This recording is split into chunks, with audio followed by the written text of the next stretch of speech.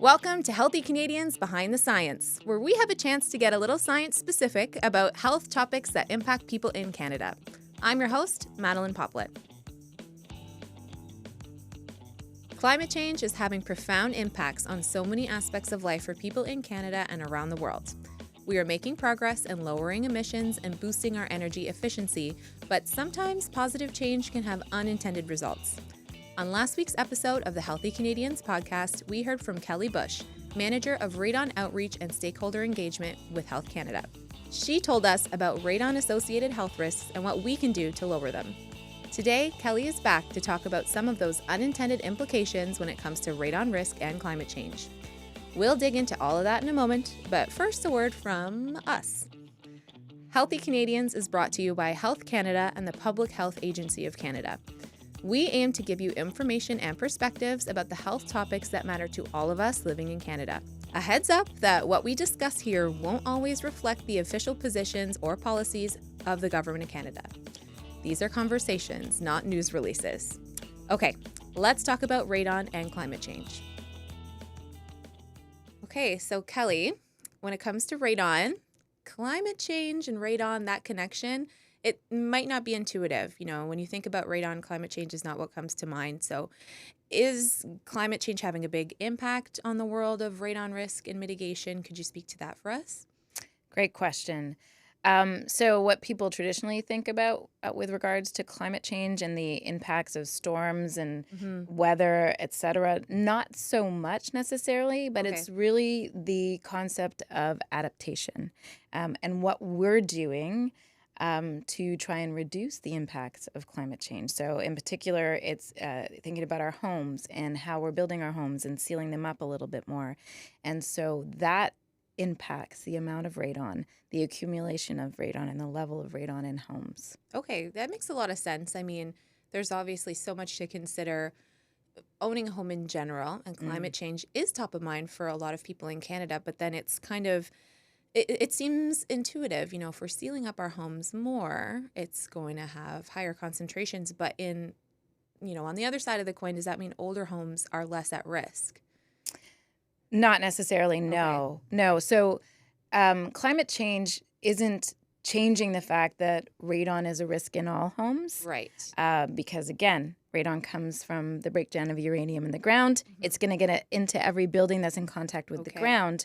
But with adaptation and the way that we're building homes now from a green or energy efficient perspective, what's happening is we're creating an environment where there's less air exchange, and so radon can accumulate to higher levels. So you still need to test your home, even if it's 20, 30 years old. I hear people come up to me and say, "Oh, my house is so breezy, I don't have to worry about radon." And that's maybe, but you don't know unless you test.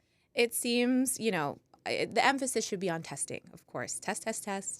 It's better safe than sorry, and awareness is a tool for you because, if you're aware, you can make actions accordingly. It does kind of seem logical that if we're increasing efficiency, we'd increase concentrations. It's something that you just said.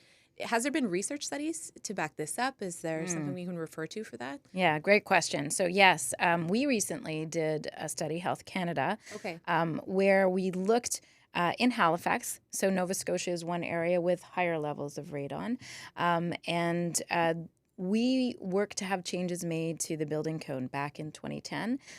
Some changes related to radon that sealed a home up a little bit more and had a rough-in for radon mitigation system. And so we wanted to do some research to determine, did that help? Did that reduce radon levels in homes? So in Halifax, we recruited participants with homes built 10 years prior to that building code change. So we're looking in the early 2000s. Yeah, in the early 2000s. And then homes built 10 years after that building code and measured the radon levels in both of those scenarios.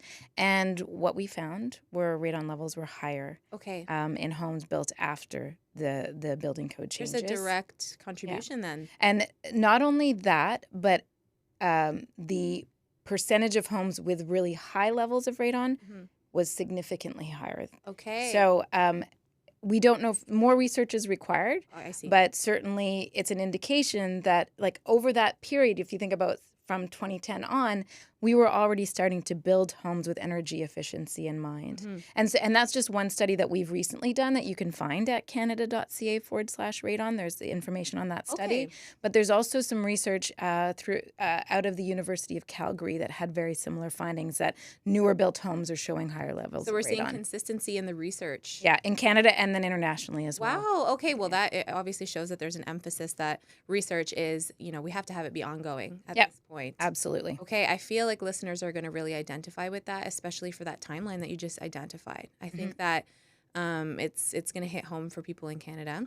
I know that, we can kind of infer a concern. It may be potentially a disincentive on one side for people in Canada to not prioritize efficiency in the same way if they're looking at it through a radon lens, Yep. So can you kind of speak to that? Is there a middle ground that we can find, or do you have any advice to people who may feel that way? Yeah, please don't. Yes. It's really important. The adaptations that we're doing, making our homes more energy efficient is super important, and we have to continue to do that. Climate change is an issue that we all need to address, right? But it's also important to know that through that process, there's impacts of that. And what are they? And what can we do to reduce, in this case, the health risk as a result? And we've done work with both other federal departments who are involved in promoting energy efficiency and also energy efficiency audit programs. And what we found actually is when you go out there and start talking to Canadians who are making their homes more energy efficient, they're just thankful to be aware of radon and then to take action on it. So it's in real life, in the work that we've done, we haven't seen it as a disincentive, and we certainly don't want it to be. Kind of a cohesive and collaborative approach to both issues. It's not one or the other. Exactly. Okay, well, I think we'll have colleagues at Environment and Climate Change Canada who will be happy to hear this. Absolutely. We're on the same page. With various issues, we can work to do our best with everything involved. And that doesn't mean that climate change should be off the table at any point. So I'm happy that you emphasize that for us. I appreciate you joining us. We could talk all day. I'm sure we could. Yeah. I really appreciate your insight, and you have such a collected approach to something that may be a bit of an emotional topic for people. So it's really nice to speak to you about this. For listeners who are watching or listening via YouTube, we'll have links and resources in our description. But if folks want to learn more about radon and the relationship to climate change, you mentioned there's a place they can go. Perhaps you can repeat what that might be. Yeah, so just to learn about radon in general, and that some of the research that we've done around radon levels in homes and how they're increasing. So canada.ca/radon. There's lots of great resources, and also information on how you can contact us if you have more questions. Okay, thank you so much. We appreciate your time. And I wouldn't be surprised if people are clicking that into their browser right now. I think there's lots more to learn. So thank you for sharing that with us. Yeah, I hope so. Thank you. Thanks for helping raise awareness about this really important issue. Thanks for tuning in to Healthy Canadians Behind the Science. If you're watching on YouTube, don't forget to click the like button and subscribe to stay up to date on future episodes. Find us wherever you get your podcasts and leave a review if you like what you've heard. For more information on health topics that matter to you, visit canada.ca/health. For now, I'm your host, Madeline Poplett.